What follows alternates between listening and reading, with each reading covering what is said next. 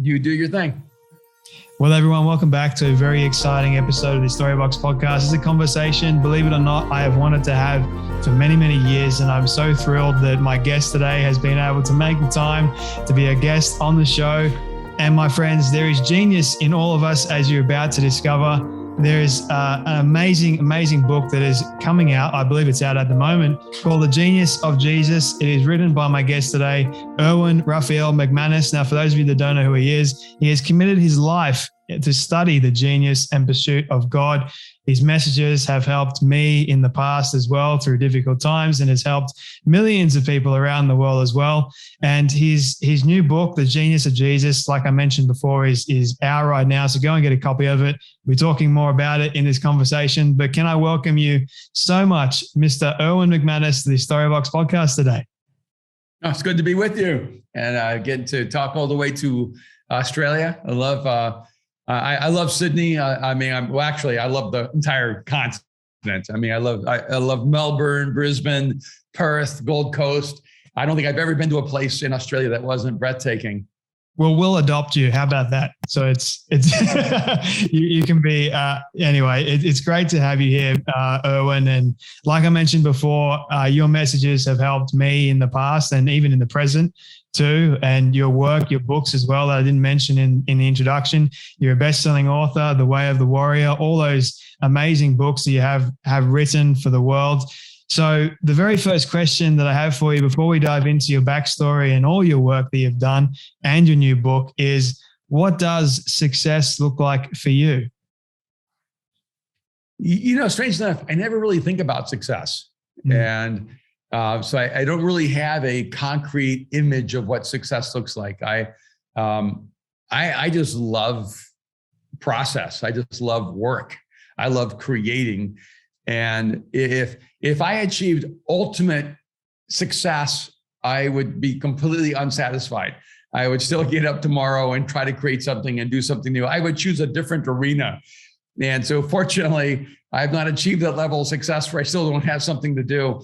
But I've never had an actualized idea of what success would look like for me. I just love to create, and that for me feels incredibly successful. Have you always been that way in terms of loving to create, loving to work, loving to do all these amazing things? No. No, when I was 19 and out of high school, but didn't go to college, I kind of hated work. I mean, I worked construction. I worked as a lumberjack. I worked as a carpenter. I worked flipping burgers. I worked making pizzas. I just went from job to job to job and pretty much hated the mundane nature of life. And, when you're flipping 1,000 burgers, you're thinking to yourself, is this all there is to life? Right. And when you're digging ditches and working construction sites and you're I'm in my brain going, so is this all there is? And so I can't say I've always loved work, but I have always loved creating. And when I was probably 15, I started my first business and, named the company, bought equipment, and actually learned that design would make me more money when I was young. And I had a landscaping business with my brother and a friend, and we would mow lawns at corporations and different places. And I would find wherever there was rock and sand, and I would design patterns with the sand, and I would design things with the rocks, and I would create these landscaping architectural kind of experiences. And I would get paid more for the unexpected creative designs than we would for mowing landscaping the entire lawn. So I learned at a really early age that creativity adds value to everything. Yeah, very true. I grew up, one of my very first jobs was actually flipping burgers and doing the fries, believe it or not, at McDonald's, and I hated it. But I was like, is this it? Is this like what the rest of my life is going to be like? But no, I appreciate you sharing those stories. And did you ever think, in a split second in your life, did you ever think that you would be a pastor? Did you ever think you'd be a best-selling author? You're a filmmaker as well. You're also into fashion. You got some great things. Did you ever think that you'd be anywhere close to this? No, and I didn't even have a space to think this way. I didn't grow up in church. I didn't grow up a follower of Christ. I came to Jesus right when I was 20 years old. So of course, I never had an image of being a pastor because I never went to church and it wasn't a part of my life experience. And the world was very small to me. I didn't even know how it was possible to do anything that was meaningful, anything that I imagined. And so I think that what happened as I lived my life and followed Christ and walked with him, my own imagination began to expand. The way I understood the world began to expand. The endless possibilities of what my life could become began to grow. And I wish I understood at 20 or 25 how wide open the future was for me and how I could create a future that I could never imagine, because I didn't think that way then. I was still just trying to figure life out. Yeah. If you were to go back to, say, my age, 25, and give yourself one piece of advice, what would you give yourself?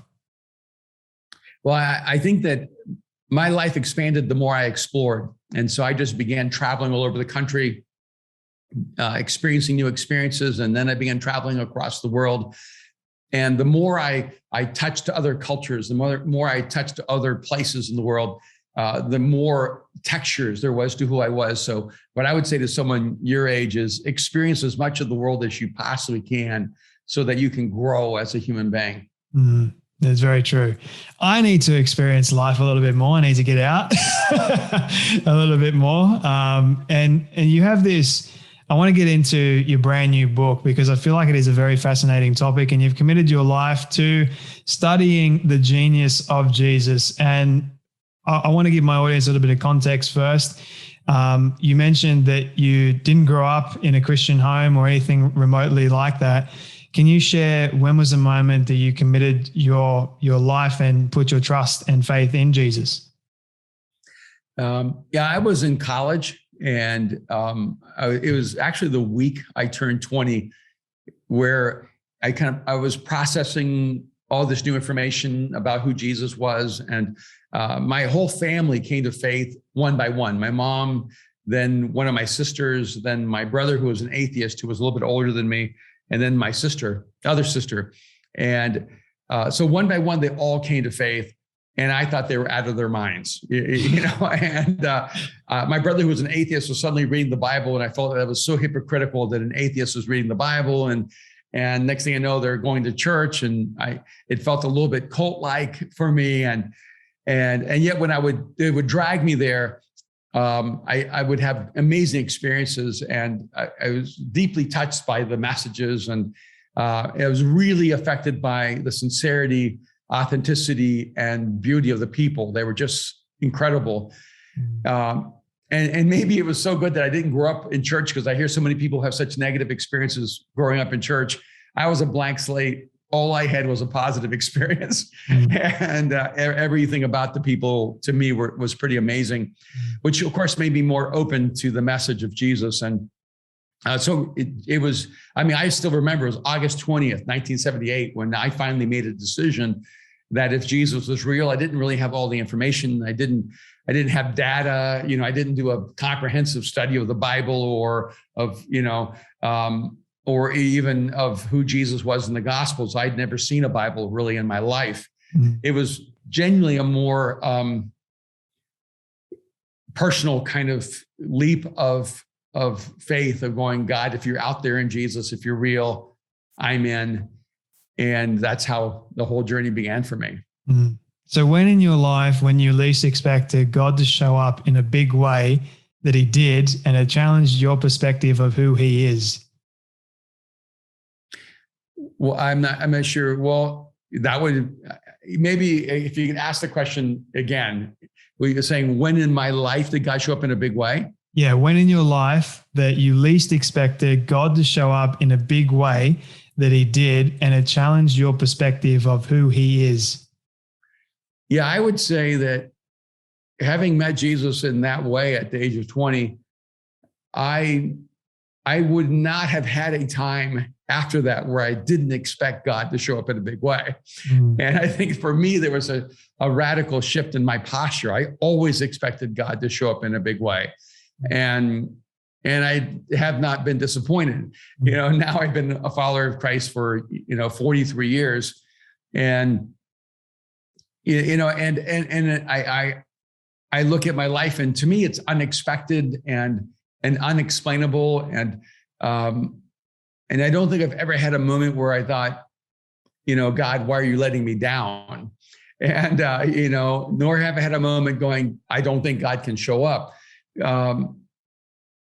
I think the longer you live in a relationship with God, even when things don't go well, you just know that the one thing you don't actually doubt is God's goodness. You might doubt how your life is going to play out. You might doubt whether you're going to succeed or fail. You might doubt yourself. But I've just never had those moments where I thought God's not going to show up, and then he does. I think that my posture in life has been, I know God always wants more for me than I want. And he's more capable of stepping into my life and producing a beautiful future than I could ever imagine. So I'm just really grateful, for the life I've lived. And I know if God never did anything else in my life, there's been enough to be grateful for all of eternity. And I myself, I'm grateful for the life that God has given you, because you are giving back to many, many people, including myself, all the way here in Sydney, Australia. So thank you so much for continuing on the path and living for Christ. I want to sort of dive into the genius of Jesus for a second and ask you, where did you discover or get your interest more or less in the genius of Jesus in the first place? There were maybe two different journeys. I've spent my life studying human creativity, human imagination, human potential, human genius. And I've, as long as I can remember, I've been fascinated with the phenomenon of human genius. And even now, when I go back and I listen to some of my messages or read some of my writings, I realize that the theme of human genius has always been a part of my life story. And some of it is even from my own childhood and come from a somewhat eccentric family and background, and saw genius early on in my grandfather and in my brother. And my biological father spoke at least a dozen languages. My mom speaks multiple languages. And so I was always around people who expressed aspects of the phenomenon of genius.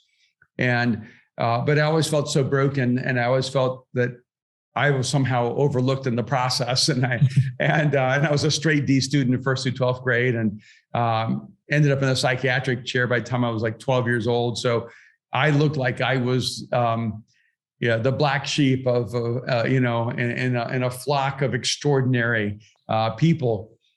And so I studied genius for decades, and always noticed that Jesus was never on a single list of geniuses. And that always struck me. And so even when I moved to Los Angeles, around 30 years ago, I was studying Leonardo da Vinci.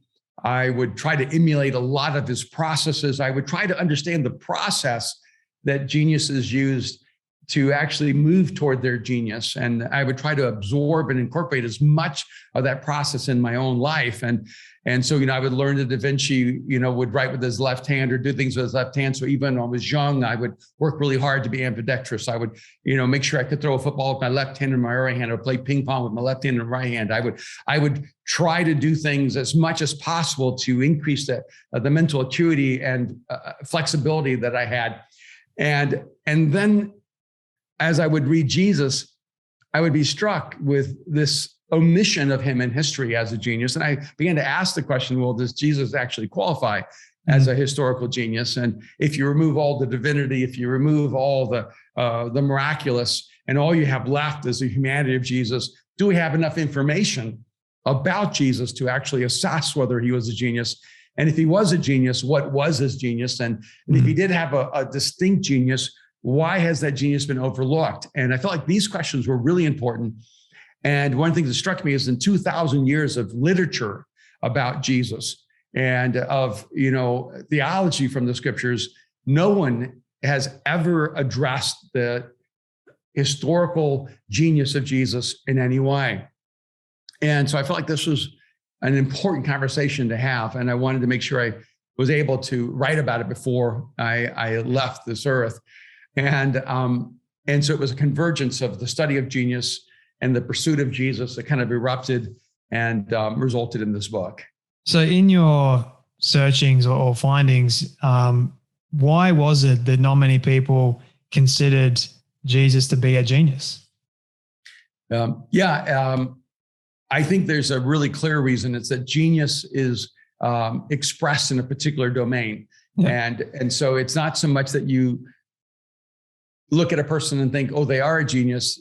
First, you realize they have a genius, and then you realize, then they are a genius. And so you look at Picasso's art, and that's how you know Picasso's a genius. And you listen to Mozart's compositions, that's how you know Mozart is a genius. You look at Bobby Fischer's moves on a chessboard, and that's how you know Bobby Fischer is a genius. You listen to Einstein's work on physics and mathematics, and E equals mc squared gives you a window into the genius of Einstein. And so every genius has to have a canvas. They have to have a domain so that genius can be actualized, can be actually seen or experienced. And so you look at the Mona Lisa and you realize there's genius behind the Mona Lisa, even if you've never met Da Vinci.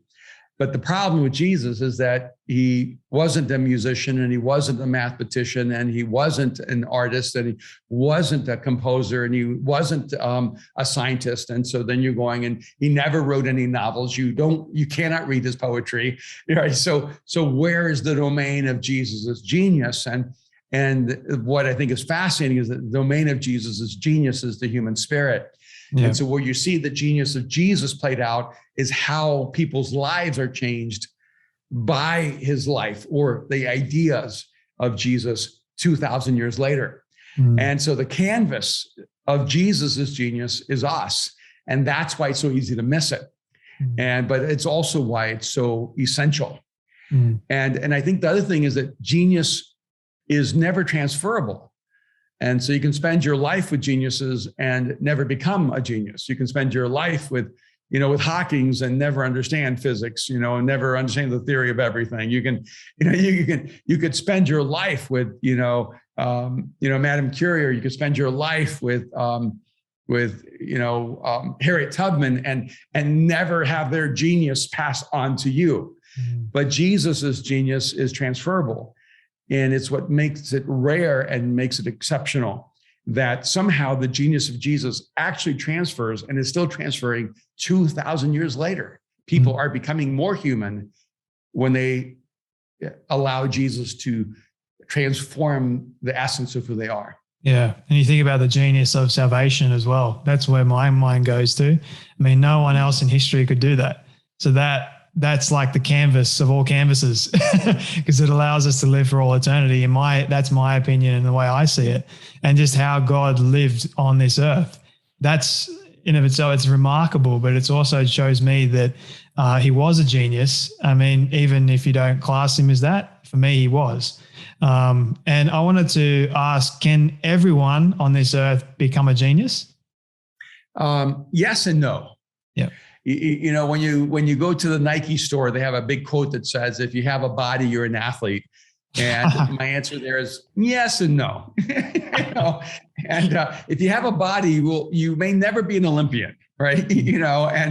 And you may never even be that athletic, but you can become a more physically athletic human being, and you can optimize your own capacity. And so if you have a body, you can move it. If you have a body, you can become healthier and stronger, but there's a spectrum. Mm-hmm. And, I was in another sports gym in Miami, and on the wall it said, if it's humanly possible, I can do it. And I read that, I wish that were true, but if it's humanly possible, a human can do it, but it doesn't mean I can do it. And so the reality is that there are so many things that no matter how hard you tried or how much energy or effort you gave it, you would never excel in that area. And, I don't agree with Disney when Walt Disney says, if you can dream it, you can do it. I think if you can do everything you dream, you have a very limited imagination. There are a lot of things I can dream that I can't do.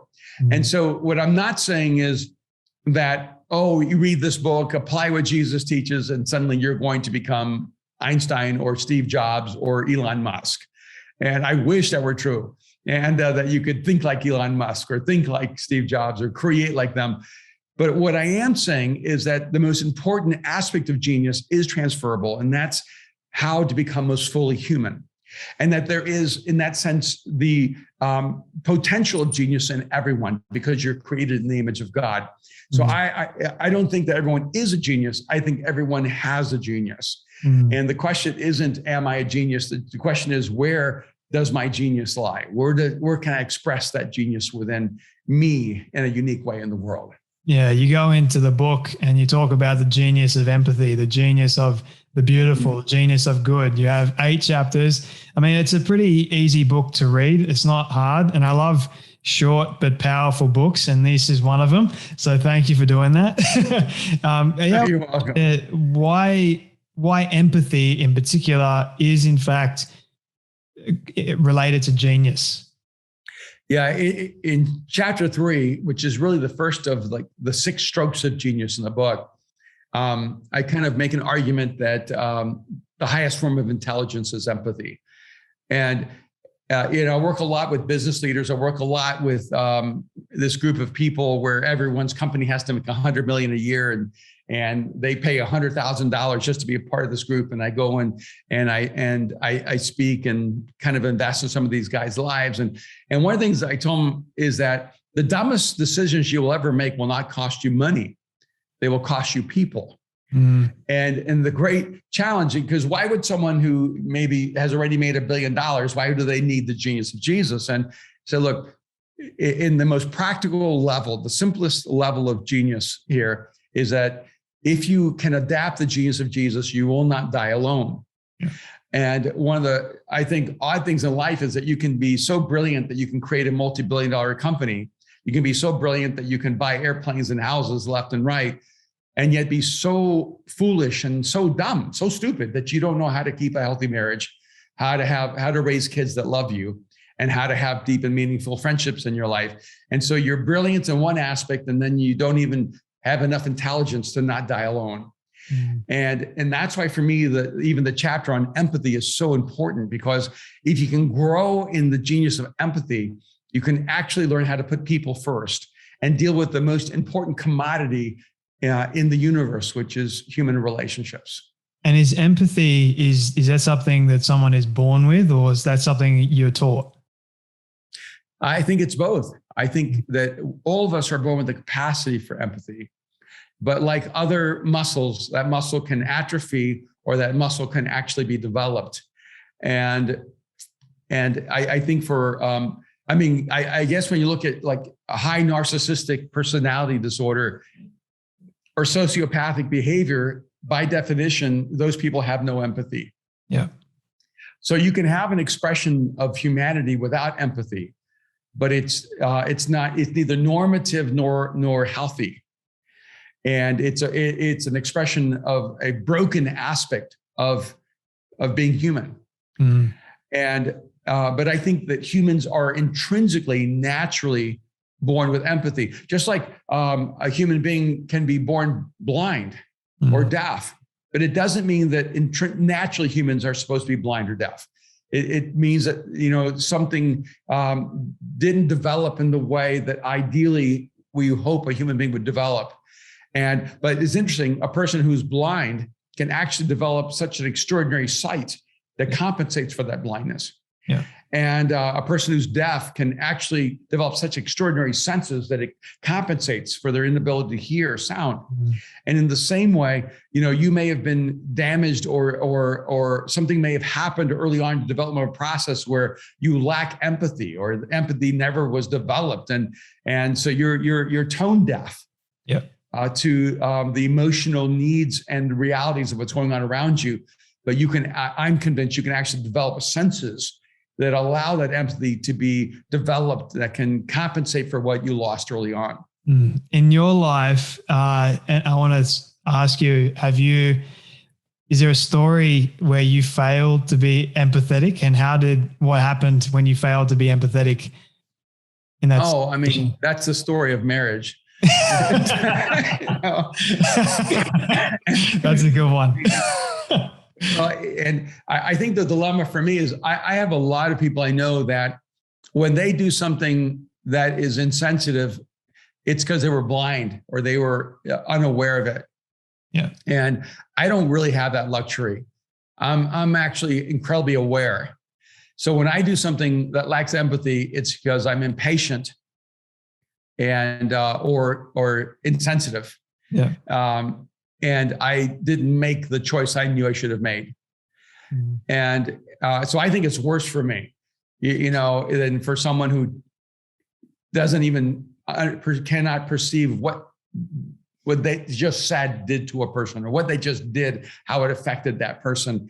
And so I have to be super aware of it. And it's true in relationship to my wife. And sometimes like when Kim's going through a crisis, I may move into like my strategic thinking mode and think she wants me to solve the crisis. And I have to remind myself, she doesn't want me to solve the problem. She just wants me to listen and to empathize. She just wants me to be there for her and to bring comfort.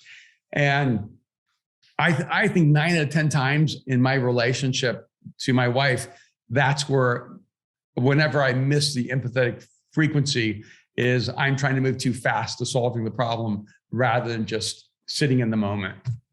I guess that's where grace sort of comes in, and forgiveness too, when we miss the mark, and we miss the mark all the time.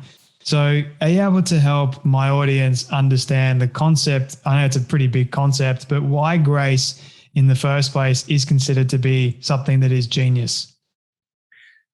Yeah. Again, I'm not really looking at these strokes of genius from a theological perspective. Yeah. I'm looking at them from a broadly like human perspective. And for years, I've wondered about the psychological experience of forgiveness. Because when I look at other species, I do not see the experience of forgiveness.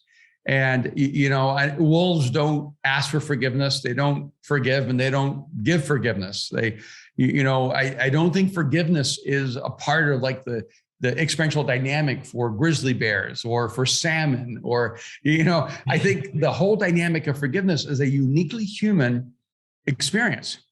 Mm. And so some of it was even just my own internal like journey going, like, what is it psychologically where I need to forgive? I need to be forgiven. I need to ask for forgiveness. What's happening inside me when I'm experiencing forgiveness? Because it's inescapable that something visceral happens when you're forgiven and you desperately long for forgiveness. And one of the things for me that I've all my life have seen that distinguishes Jesus from other world religions is that in every world religion and pretty much every like theological or philosophical construct, we have to earn whatever we long for. Mm-hmm. And so even in Buddhism, you're going through endless reincarnation, endless cycles of reincarnation, so you can eventually move to nothingness. And whether it's Catholicism or Christianity, you're having to work and work and work for forgiveness. You're doing penance, and you have Martin Luther, going upstairs trying to achieve God's forgiveness. And whether it's Hinduism or Islam, and you're having to do things to get God's acceptance, God's forgiveness. And then with Jesus, you have this complete reversal where every religion is what you need to do to get to God. And then Jesus, his entire narrative is what God did to get to you. And it basically flips all religion upside down, where you have this concept of grace, which is a terrible idea if you're trying to control humanity, right? When you lay out this concept of grace, that I accept you unconditionally, Yeah. Like I love you and you don't deserve it. And so you can't undeserve it. I mean, the reason that never caught on with even Christianity, let's be honest, like Catholicism and Christianity is the two major expressions of modern, the modern movement of Jesus, aren't really fond of grace, because you can't control people when you have grace. Manipulating people through guilt and shame is religion's best move. It's like Steph Curry has a 3-pointer. Religion, its go-to move is guilt and shame. Yeah. And if you lose the power of guilt and shame, if you say to someone who condemns you, no one, neither do I, now go and sin no more, what should motivate that person to go and sin no more if they've already been free of condemnation and are living in grace? Only Jesus has so much confidence in the power of love that he believes love can change a person. Yeah. And that you don't have to use any kind of coercion through guilt or shame at all. It's a brilliant concept. I mean, it's a stroke of genius. 100% it is. It's so, for me, when I can't wrap my mind around it, like that's just the God honest truth. I can't, even though I try my absolute best. But that's where the idea of trust and faith comes into play. I think you just trust that it works. And I've seen it actually working in my life many, many times. And I love that story of how the woman is brought, who was committing the act of adultery, brought before Christ.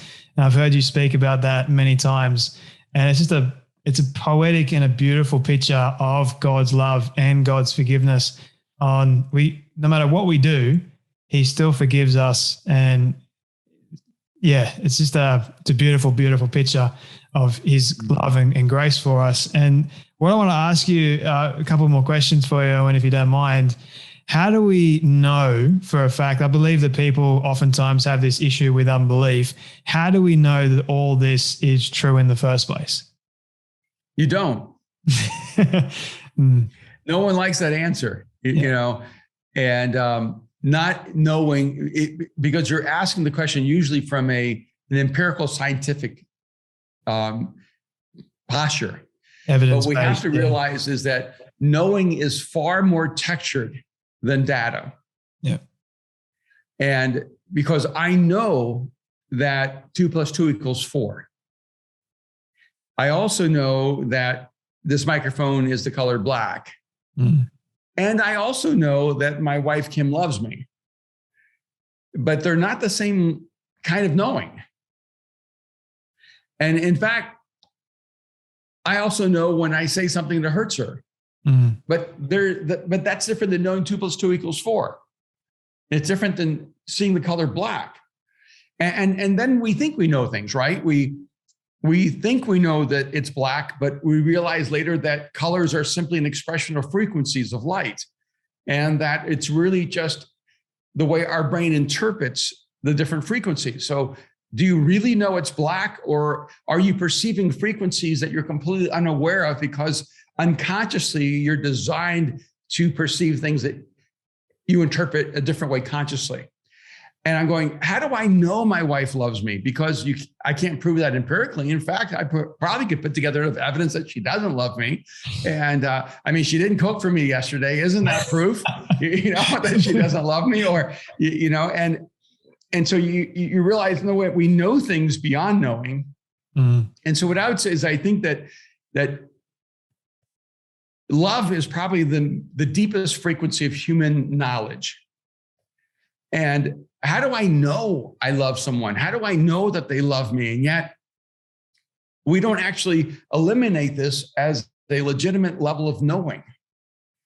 And what I would say is, like, human beings are layered in knowledge, and facts and data are a very superficial layer of knowing.